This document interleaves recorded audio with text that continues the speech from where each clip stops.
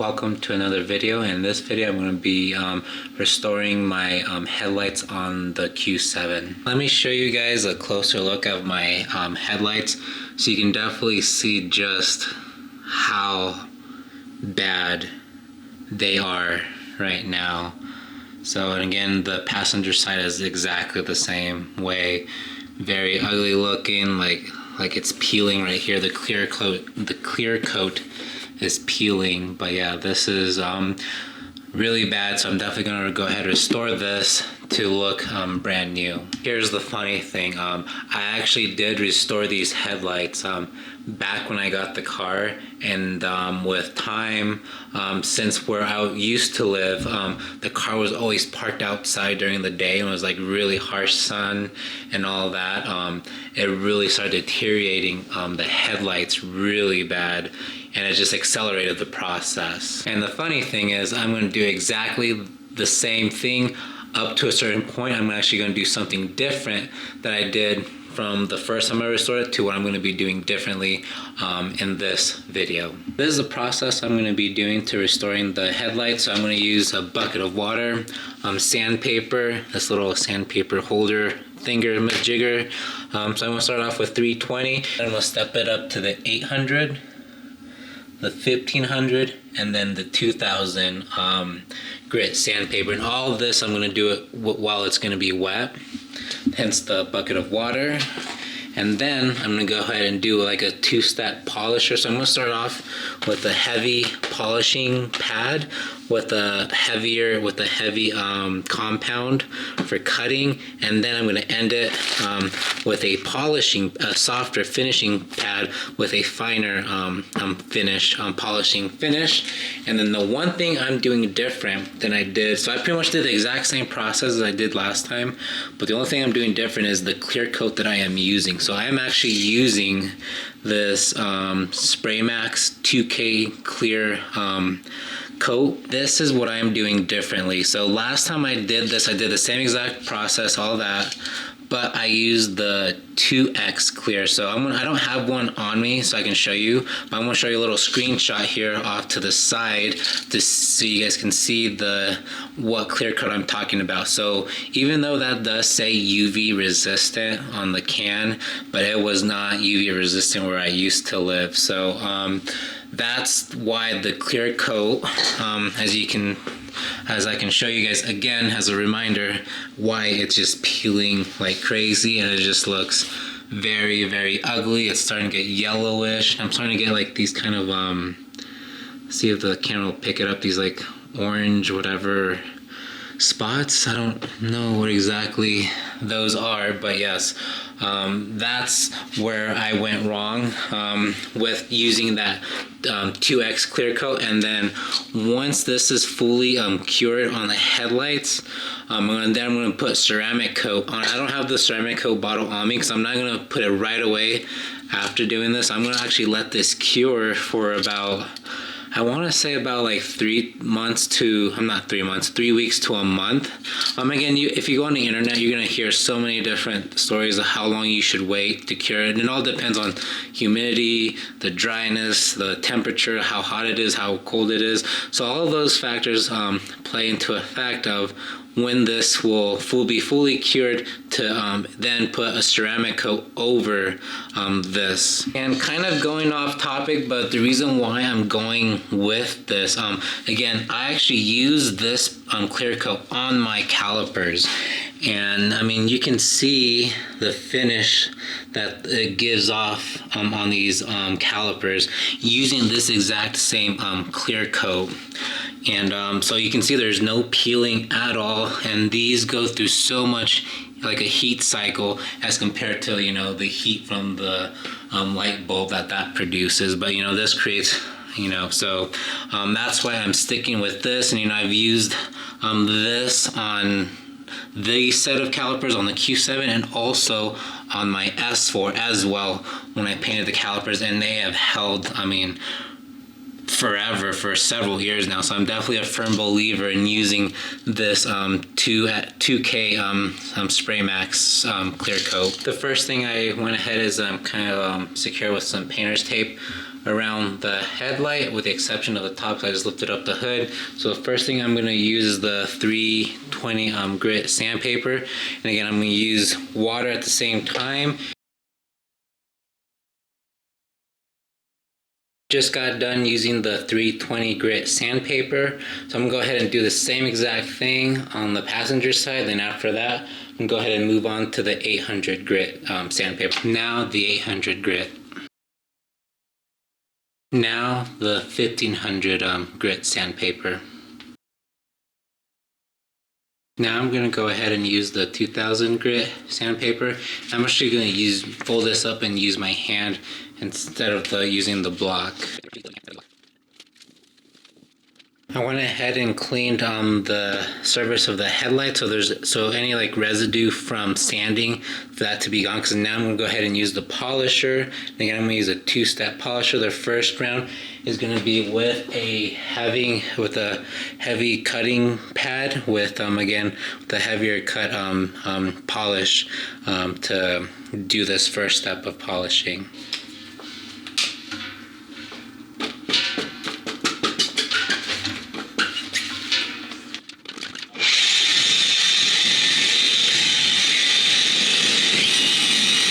Went ahead, used the microfiber cloth to buff off the excess paste, but I mean, just by the looks of it right now, that is a huge night and day difference.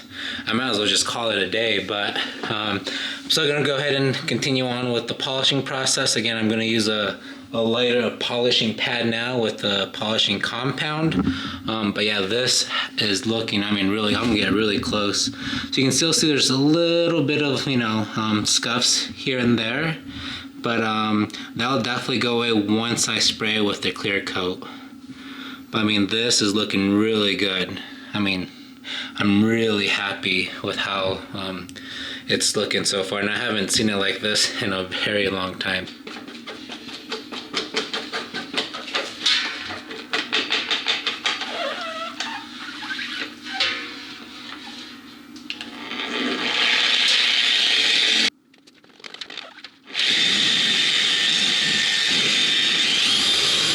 So now that I'm done with the polish, I'm going ahead and just buff it up just a little bit, and that looks, I don't really notice a difference from when I did the first round with the polisher, but either way I know it's getting a little just better and better step by step. So that is looking really, really, really good. Very happy with the results. Right now I'm gonna use a slight detour when it comes to spraying the headlights, because right now, where I am right now, so the week's forecast, it's gonna be around 30 to 40 degrees Fahrenheit, and that is very low temperature to be spraying spray paint. And I want this, I want to do it right. So what I'm going to be doing is I'm going to go ahead, set up my little part right here so I can put the headlights on. I'm going to spray paint them with the clear coat, and I'm going to take them into the house, into the bathroom with the vent on. Here is my setup. Both the headlights are right here. So before I go on and start spray painting the headlights, because I still had like the residue from the polishing compound that I was using, I used rubbing alcohol a few times to really make sure that no of that polishing residue is left onto the headlights, because you definitely don't want to finish polishing and then go straight to the spray paint, because then it's not gonna adhere good and you're just not gonna do it. So you really want to, see if you can hear.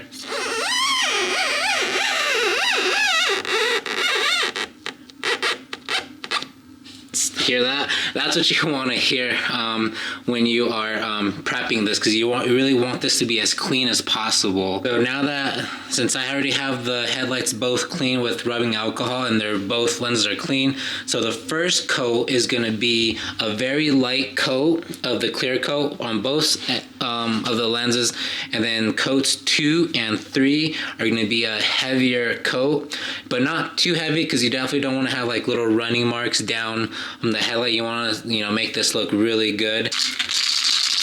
After that is all said and done, so the requirements for this is to shake it for 2 minutes without the resin or the hardener being activated down here. So I've already been shaking this for a little bit over 2 minutes now, so I'm gonna go ahead, remove this. I'm gonna try to do this all with one hand.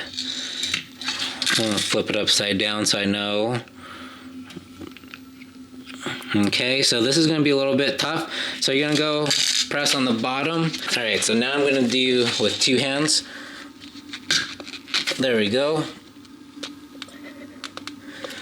I think it's activated, it's pushed in, and then after that the hardener is activated, shake it again for another 2 minutes. One thing we forgot to mention, once you do activate the hardener, now you shake it upside down. So now I'm gonna go ahead, spray the first layer of clear coat, and again, this is just a light coat of the clear coat. Don't go too heavy.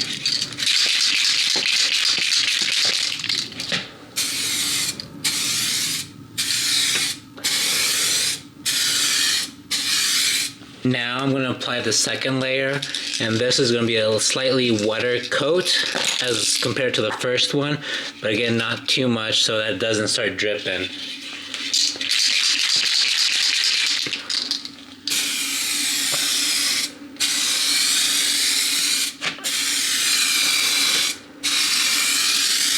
Now I'm going to go ahead and apply the third and final coat. And again, this is going to be the exact same way as I did with the second layer. And again, I'm going to do a heavy coat, but not too heavy so I don't get any spray paint start dripping on me.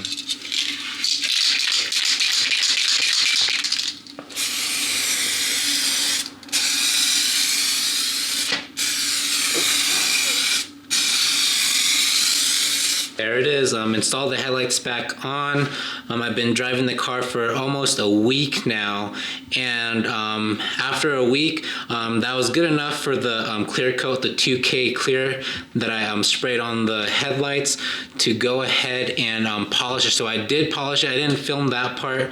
It's exactly the same process I did when I was buffing out all the scratches. So I did go ahead and buff it again, and I actually used a medium compound for this process to really smooth out this clear coat, and it really didn't need it. There's not like, because using this clear coat, it doesn't produce orange, that orange peel effect that you get like from like your cheaper, like the spray paints, how you get like the little orange looking texturized finish when you use clear coat. If you'll know what I'm talking about if you use clear coat before on just using those regular 2X spray paints, but with this 2K clear, like, I mean, it leaves a really nice polish.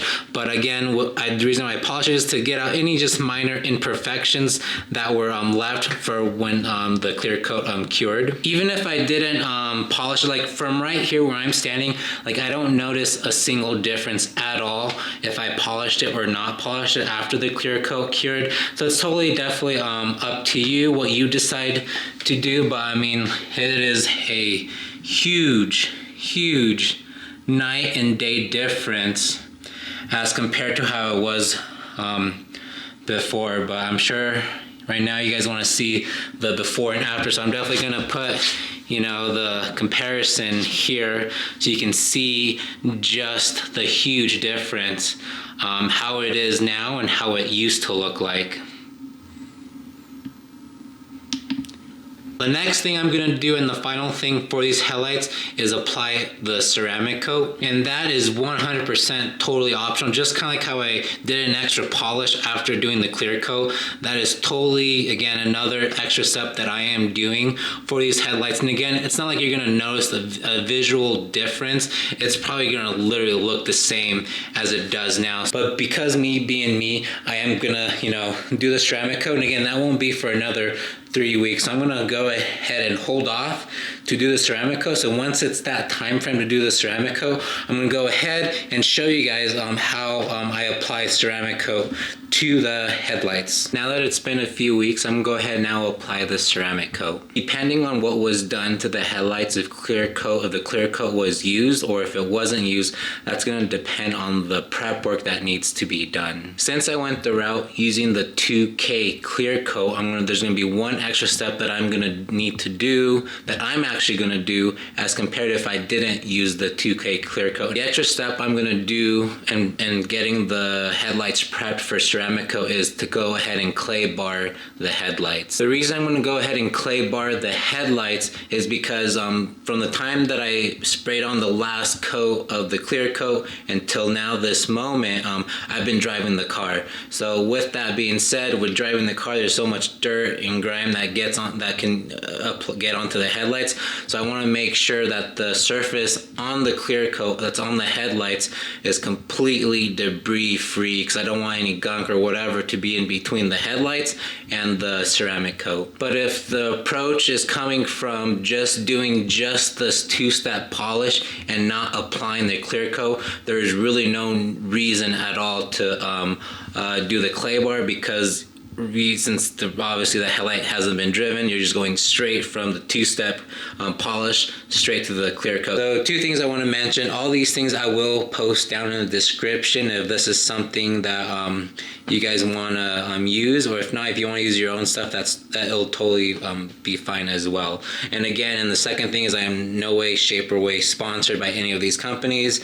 This is just what I use. I just looked on Amazon and this got pretty good reviews. So this is the clay bar I will be using. Really nothing too special at all. Now the ceramic coat, so I actually got this on a Black Friday deal, and I got this for a very, very good price. And this one is a multi-surface coating, so I can definitely use this on paint, headlights, wheels, brake calipers, windshield. I don't know if I already said windshield, but yeah. So this is what I'll be using. And then here I have the Suede, little Suede application towels, and with the little bar that I'll be using for the Suede towel, so I can apply the ceramic coat. So I did go ahead and clean it, the windshield, just a bit, because I don't want to use the clay bar as the cleaning purpose, if that makes sense. So I got as much dirt, if there was any dirt, as much as I can, just by giving it a good quick clean. And now I'm going to go, now that the surface is clean, now I'm going to go ahead and start using the clay bar.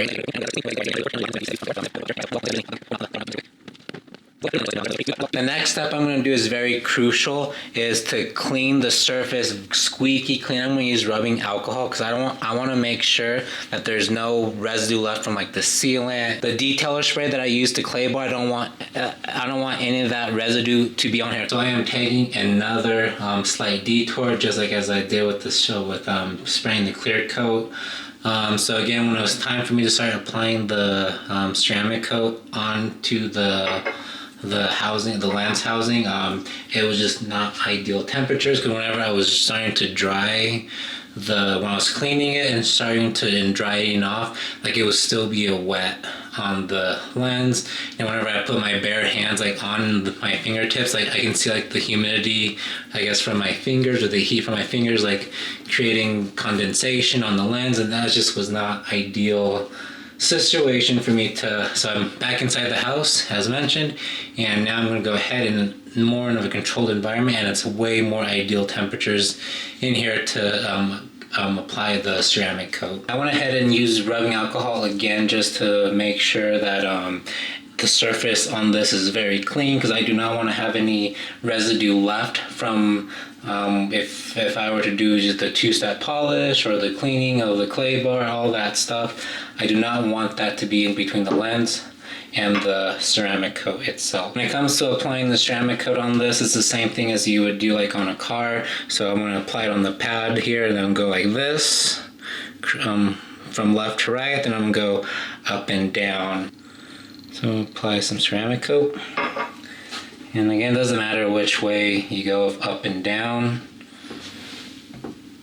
or side to side first, as long as you do it. So now that the temperature is a lot more ideal now, I definitely want to see when the flashing starts to happen, so I can go ahead and buff it off. I think I see a little bit of flashing, so I'm going to go ahead and buff off the initial with the towel,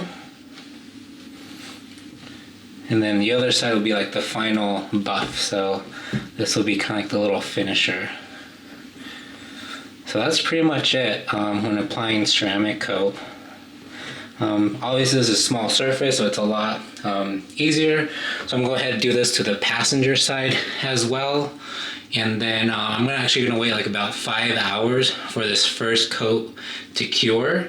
Then I'm going to apply a second layer of ceramic coat. And it's going to be exactly the same process as what I'm doing, with the exception of I'm not going to use rubbing alcohol to clean in between, because I am in a controlled environment inside the house. I should not have to worry about any contaminants falling onto it, so there will be no reason for me to go ahead and clean. So I'm going to go ahead and switch the lenses and do the passenger side.